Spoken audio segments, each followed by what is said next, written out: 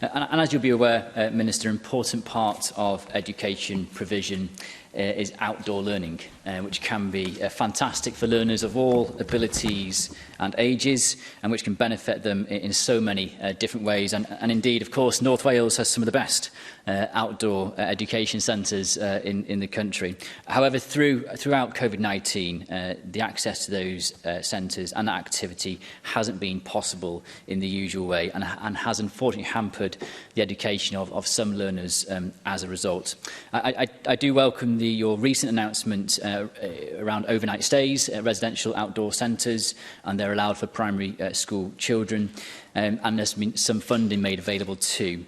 But Minister, I'd like to ask, what else will you be looking to do to accelerate the use of outdoor education centres and outdoor learning as a whole as we move out of the pandemic?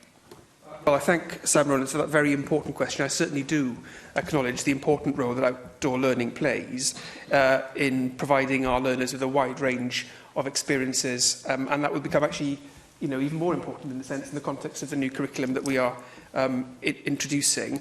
Also conscious that outdoor education providers and a number of members have written to me specifically in relation to this, so I'd like to acknowledge that, have been impacted very significantly by the restrictions, as he acknowledges.